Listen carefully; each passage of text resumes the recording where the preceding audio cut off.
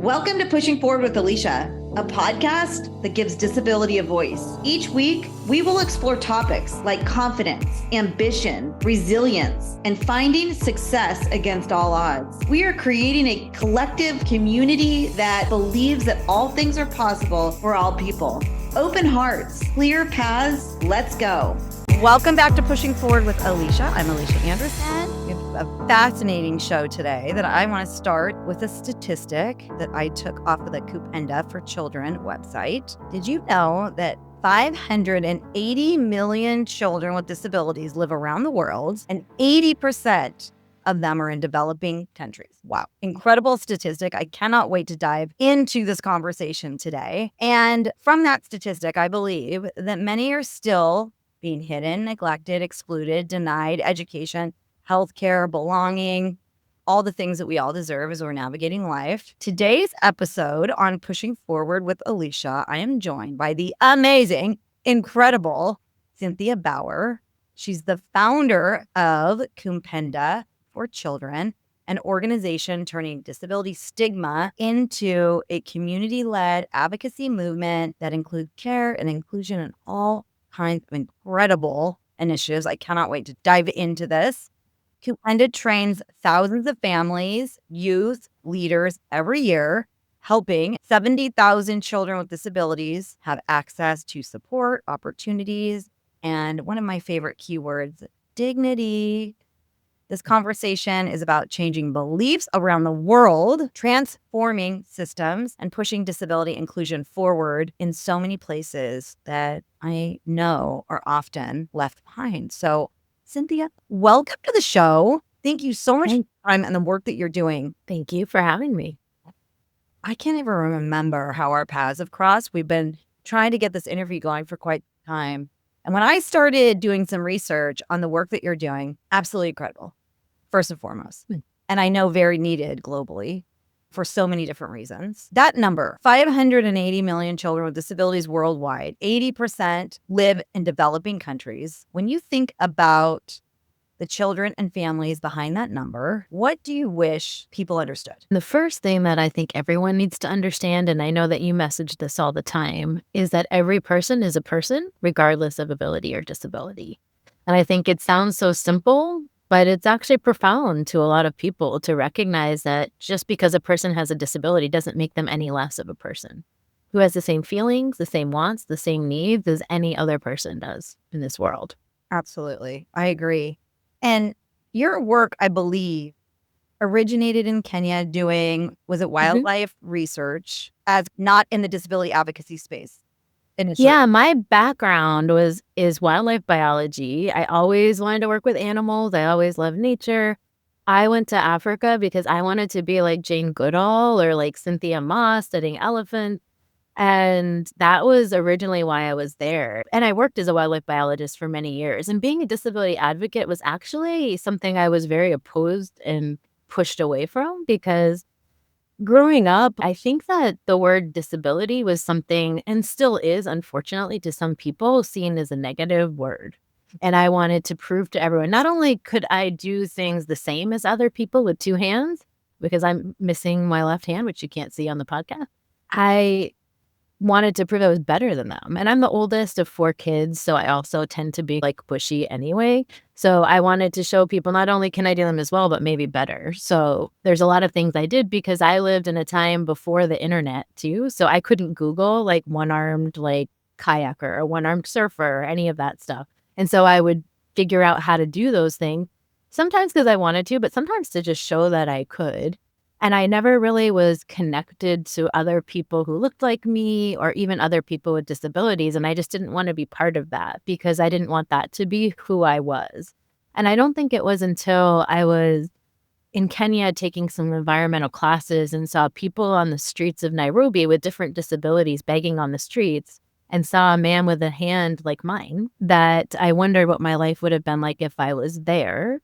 And I also wondered if there was anything I could do that would actually support people with disabilities in African context, because that was where I had felt drawn to begin with. And I asked my Kenyan professors at the time what was being done for people with disabilities. Like, why was I seeing so many people on the streets with disabilities? And they said, there really wasn't a lot at the time. And they also said that if I had been born in Kenya with my missing left hand, it's very possible I might have been killed because of my lack of a hand, partly because of beliefs around witchcraft or lack of faith or sin causing the disability, but also because of a belief that I wouldn't actually be very useful, that I wouldn't be able to carry water on my head or crush corn to make flour, which are actually things I can do.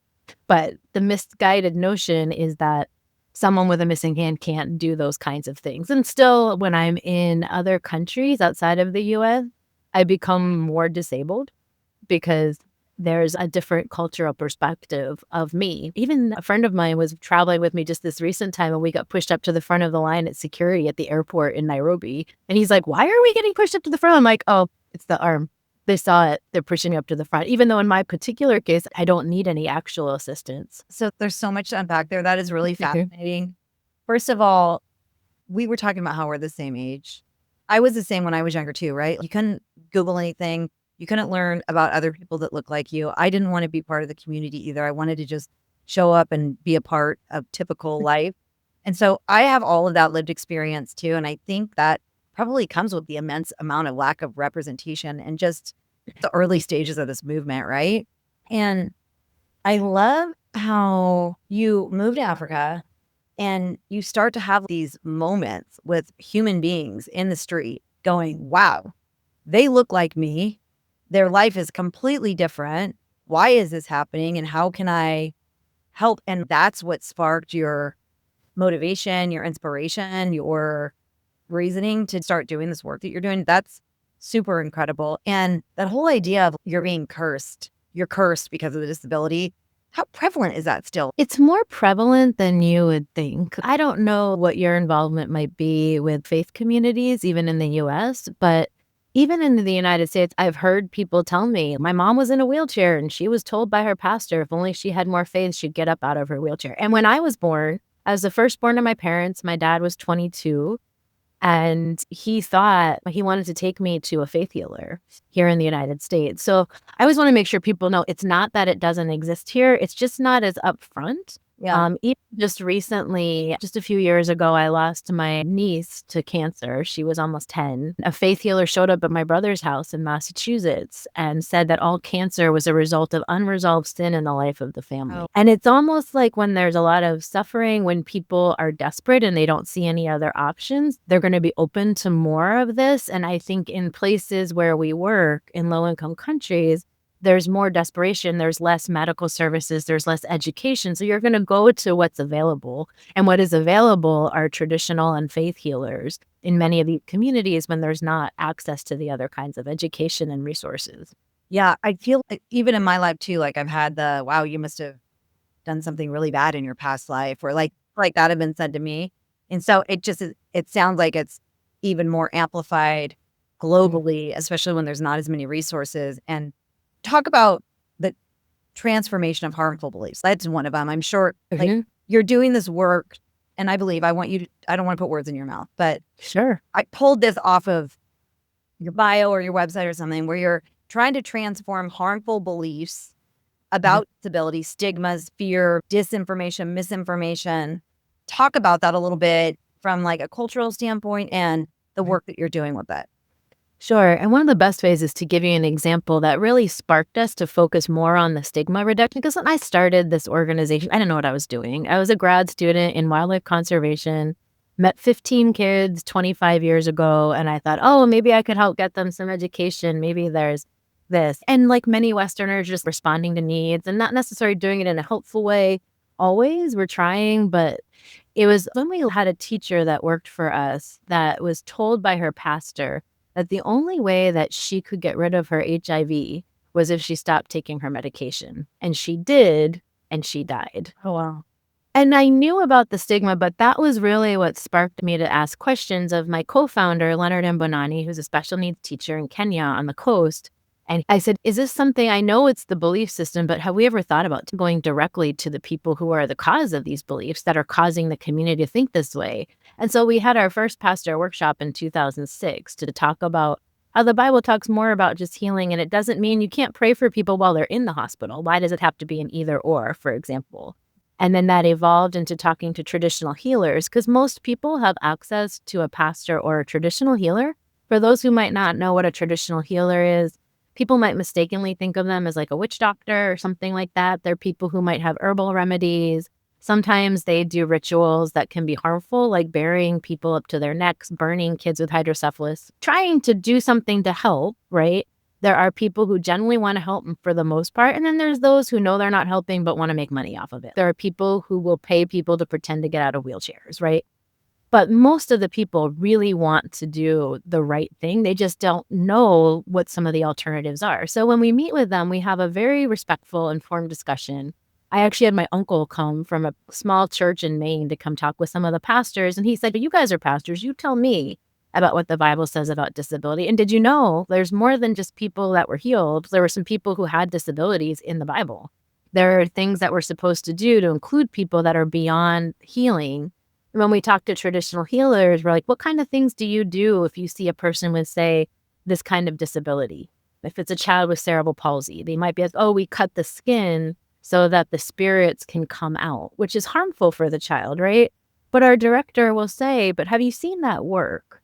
And they're like, actually, no. Would you like to know some things that can support kids with cerebral palsy? We want to say it's not to cure them, but to actually help them to better live their lives, and also how we can more include people with disabilities in society as a bigger reason. And it's amazing to see in just a one-day workshop, which is what our model is, the transformation just in that one day around the beliefs. And part of it because people are so hungry for information, but also it's partly because we don't come in and say, oh, you guys are wrong. Come listen to us. We say, let's talk about this. Let's talk about why you think this way.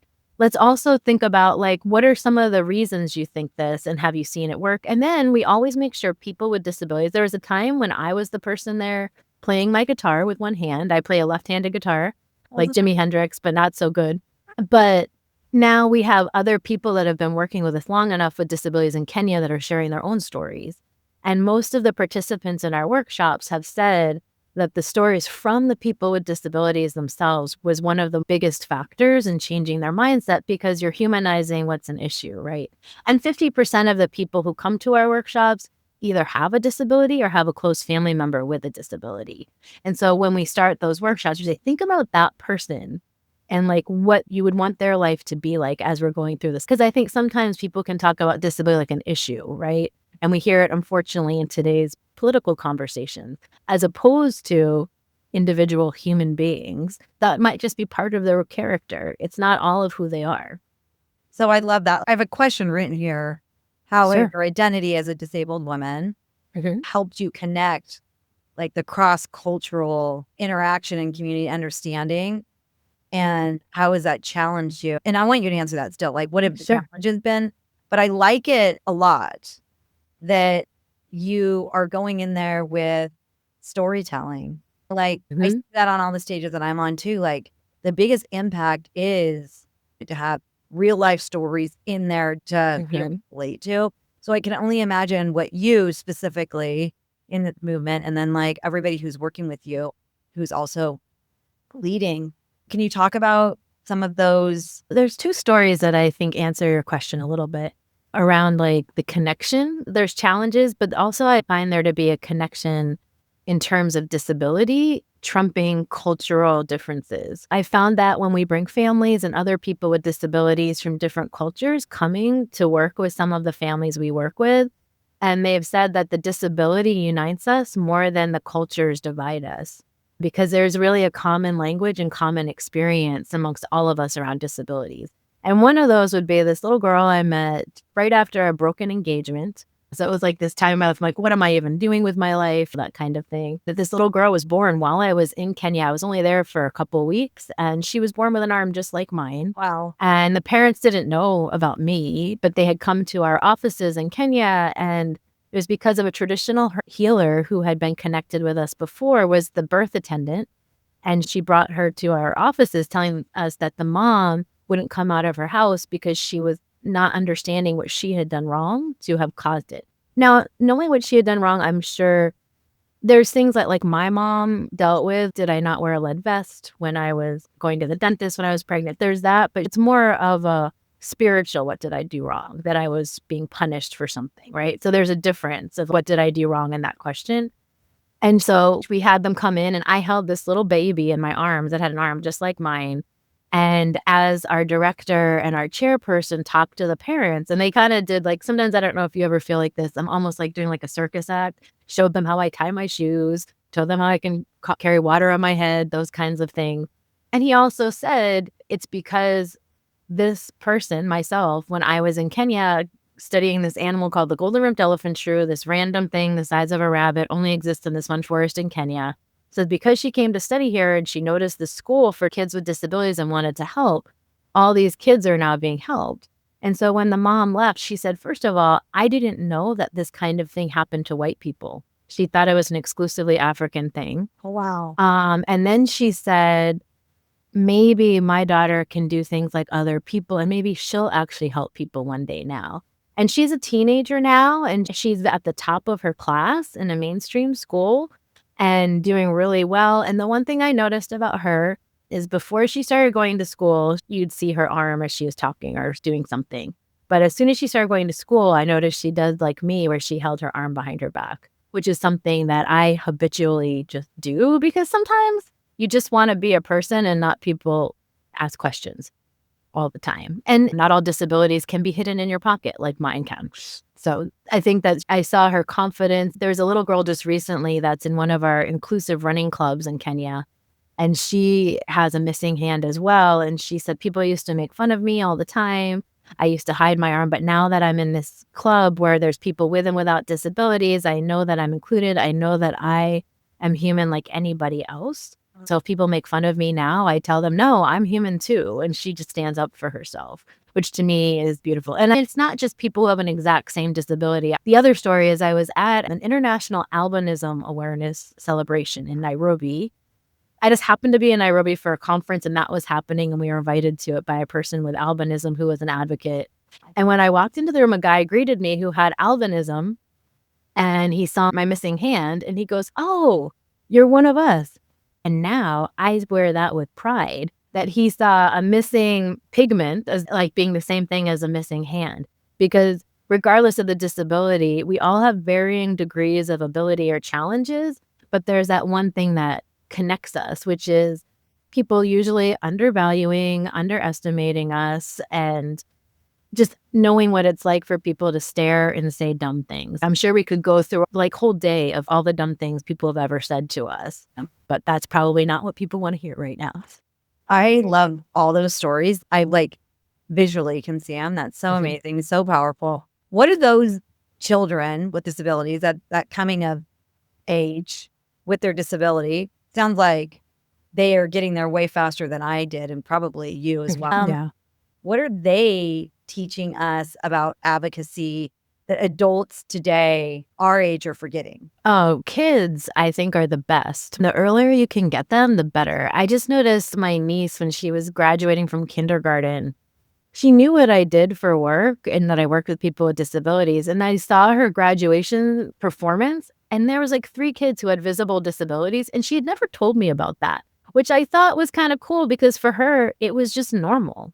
And I think that's the thing. There's more and more kids, and we're trying to push more for that if you grow up with people that look different, a variety of people all over the spectrum, you're going to grow up thinking that that's just a normal part of life is for people to have differences, and people will be more accepting and we'll teach the adult. We do youth advocacy as well, and we do a lot in schools. And one of the things that some of the kids were saying, and these were kids without disabilities saying it, we used to play with the kids with disabilities, but then they put a fence between where they are and where we are, and we can't get to them anymore. The adults did that. And I think the kids come and they push against the adults and they tell them, like, no, these are our friends. Yeah. This is my friend, and we're playing together, and we want to play together. And I think they're more accepting. We've had children where we've tried to do more inclusive classrooms where the parents have taken the kids without disabilities out of the classroom when the kids with disabilities were brought in.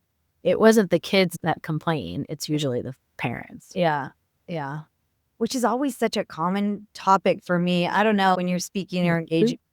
parents and they just go like, I don't know how to allow my child to navigate this, and how do we stop the shushing, and how do we move forward openly to allow the learning to happen. And it's such a blocker for adults. I was at a event yesterday and it's always this topic, and I'm like, just let them navigate it. I actually was just talking to someone about that the other day, about how should children approach people who have disabilities, say out in public. I'm like, honestly, my opinion anyway, is like, maybe don't have your kids talk to strangers regardless of ability.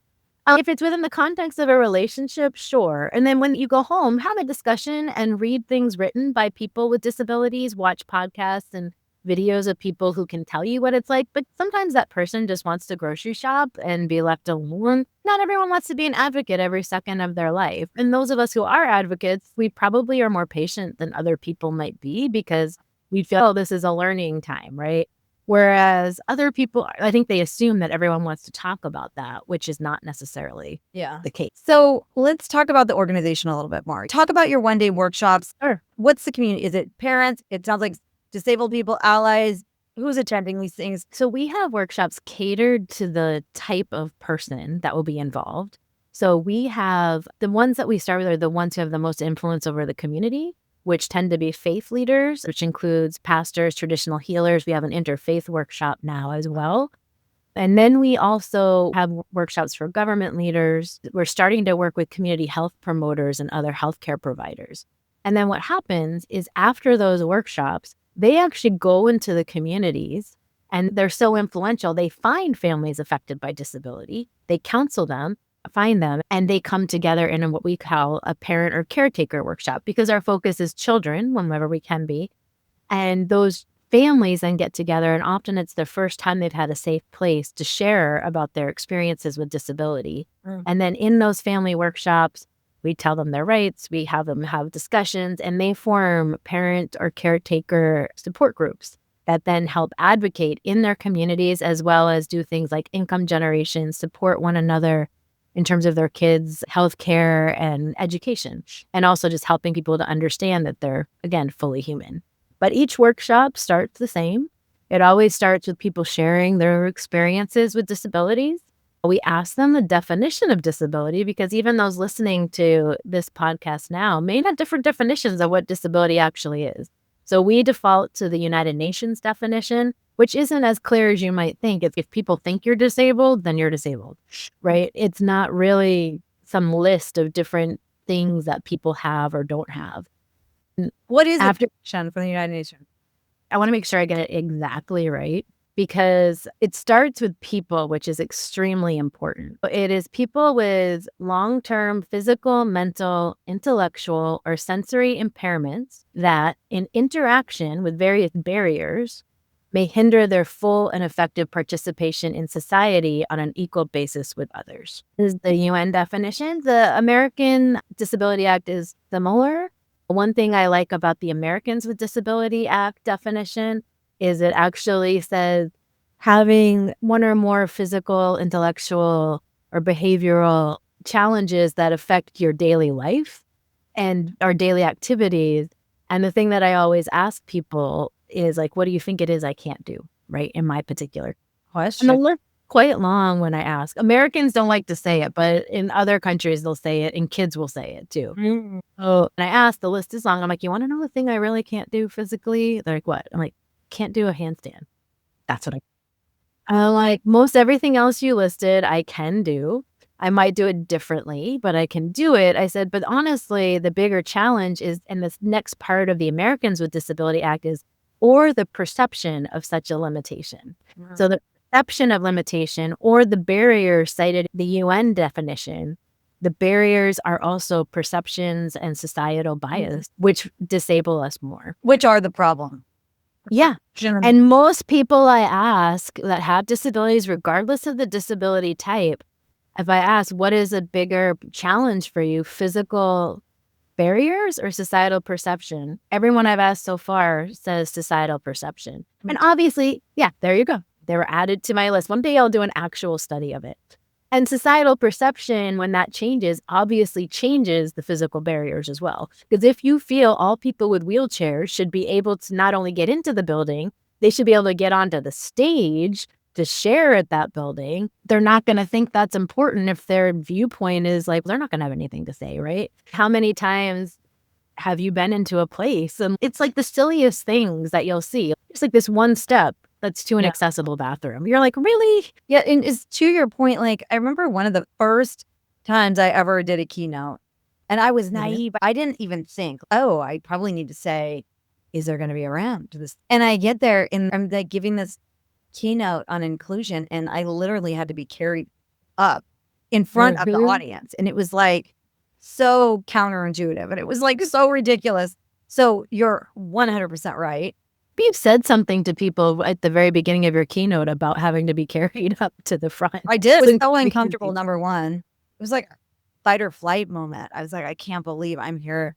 Was this my fault? Is it their fault? Like, how did I not communicate? It seems so obvious to me. It just shows why we're needed. Yeah. Oh, yeah. It really does. So I want to talk about the name, the word. Yeah. I want to talk about the word Kupenda. Okay. Kupenda means to love in Swahili. And the thing that's beautiful about the word, it's not a word that translates easy. It's not just love. It's like this constant action of loving. So it's a constant state of being. And one of the things a long time ago when I first wanted to help some kids in Africa with disabilities, I had someone say, can you come talk about the work you're doing? What is it called? I'm like, what do you mean, what is it called? Again, I say I started an organization by accident. It's not something I planned to do. It evolved and it's happened. But we were going through a Swahili dictionary, a friend of mine and I, till 3 a.m. and Kupenda seemed to be the one that fit. And on the coast of Kenya, where our offices are, we call ourselves Kuhenza, which is the same thing as Kupenda. It's just the local language. So Swahili is the Kenyan language. Griama is the language on the coast where we first started. So we're the same, but just kind of named ourselves a little bit different that way. We're trying to figure out if we should keep naming ourselves different or be the same. But they're technically the same because they both mean love. Because at the end of the day, what does every person want but to be loved and included? And my platform's called the Heart of Inclusion, and it's very much about love too. So I love that Kupenda means love because I think that's where we start with this work. And if we don't, it makes it really difficult and sometimes hard to receive, honestly. Wrong or indifferent for saying that. It just seemed to be that way. So I love that you lead with love because I do too. We vibe that same thing as well. So how do we get involved, support you, donate? Talk about that a little bit. Let's really lay all that out for all the corporations that are listening to this and all the things. Yeah, so there's so many ways. And because our work is very community-led, our monthly support is so important to keep the work going because what we're doing is not just supporting a few kids so that they can go to school. We're now transforming communities so that they can make sure that for generations to come, families affected by disability will have access to all the resources that they need. And they're going to work with the governments. They're going to work with the schools. They're going to work with the faith communities to ensure that families affected by disability are included in every way that a person should be included. That's why it's so important that we have consistent ongoing support. Obviously, we love large grants, but also if people can come to kupenda.org, it's kupenda.org. You can give monthly, you can give one-time donations, and it supports this work, which I would really say it's an investment.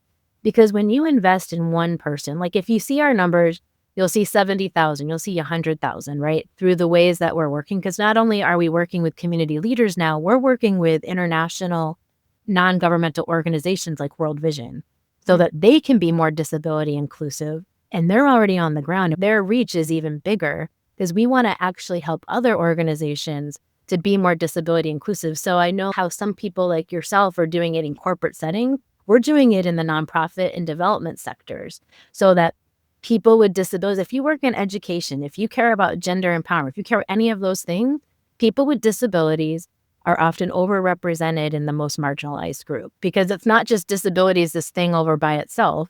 People with disabilities are disproportionately impoverished. People with disabilities are not accessing education or healthcare. If you care about any of these things, you need to care about disability too. And that's the platform that we're working from. And when we change things, when these community leaders change their mindset, communities are supported. But then what happens, and this is the funnest thing now that we've been around for over 25 years, the kids that were originally supported through this work are now becoming teachers and advocates and teaching other people. And so it's this ripple effect that's beyond our ability to count, because the kids are then becoming examples. They're adults with families and working in jobs and teaching other people. We have some kids that are literally teaching other kids like them. And even just kids being out in the world. It's amazing. That's my most proud moment, is to see how our kids are now adults helping other families, and then those families helping other families, and so on. And I just got back from Kenya 2 weeks ago. We had a woman, for example, who was a mother of 2 kids with microcephalus, so really small heads. And she said before she had encountered this pastor who had been part of our workshops, she said she was on the point of wanting to take her own life because her husband had left, as often happens when it comes to disability. Her kids are now thriving in school. They're happy. Even in her case, her husband has come back. And it's just this beautiful story. And then she's now advocating. We met another family that, because of this woman who had been counseled by one of our community leaders, this one had now counseled another family and found that family and brought them in to some of the work that we're doing. And so it's just beautiful to see how when you start this, they go on from an organic, community-driven level, as opposed to coming to rely on outside resources for the long term. Because you invest in one kid, when we do the numbers, it ends up being something like, I think last time I did it was like 20 cents can change a kid's life because of the way we do it for a year. And that's where I see the investment part, because the investment is beyond just supporting one person. It's an investment in a whole community be transformed, and thousands over time living their lives to their fullest. I love this. I love everything about what you're doing. Congratulations. Did we miss anything? Anything that's super important? I don't think so, but anyone who's out there that wants to be part of it or talk to us, we would love to talk to you and tell you more about our work and ways to be involved. But honestly, monthly support, as most people will tell you, is the most important thing for us and also other organizations that are interested in our work. We do trainings now for both foundations as well as NGOs around giving, because if you look at philanthropic giving, even, I believe the number is 2% of all philanthropic giving goes to disability-related causes. And of that 2%, 96% goes to the charitable and medical models of disability. And for many of your listeners, I'm not sure if they know what that is, but it's not the models we like, which is where you view people as objects of charity or people who need to be fixed to be more, quote unquote, like normal, which is the word I hate the most, is the word normal, as opposed to a human rights version, which is empowering transformational change, where people with disabilities are part of leading the efforts and also changing communities to be extremely inclusive, where everyone, no matter their ability or disability, is part of society. And it's good for everyone. I support that. It's more education that's needed. I've had foundations that have said to us at first, they're like, oh, we don't do disability. That's not really our priority. I'm like, yeah, but you care about gender. And that, I'm like, did you know that women are twice as likely to be disabled as men in low-income countries? Like, what? I'm like, yeah. And did you know that 90% of the parents are single mothers because of what happens when it comes to disability in our communities as well? So if you care about women, you need to care about disability. If you care about education, 90% of kids with disabilities in low-income countries are still not getting adequate education. I want to get involved. I'm so inspired. Yay. Love this. Cynthia, thank you for everything that you're doing for the world. Wow. Well done. Thank you. Oh, wow. This is so cool. We're going to leave all of your information in the show notes so people can follow you, connect with you, support your organization, all the things. And I really hope you and I stay in touch. Yeah, let's visit when I go out to San Francisco. I would love that. Yeah. We'll do that for sure. We wrap up with a pushing forward moment.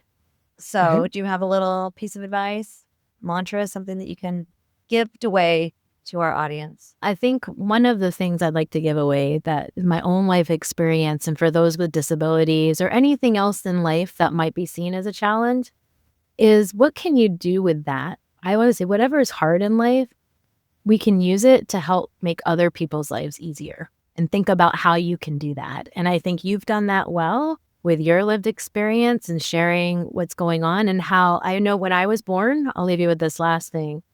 My dad was wrought with guilt, thinking, take me to faith healers, all that stuff, and I'd sprout a hand. Yet to see that happening in anything. But my grandfather said, I think if you just watch, this can be used for good. And I think was always something in how he treated me growing up too, that I felt like I wanted to make a difference in the world. I didn't know until I was in my 20s that difference would be using my lack of a hand. But I know that it was a thing that was always a challenge as women. It's a challenge just when you look different.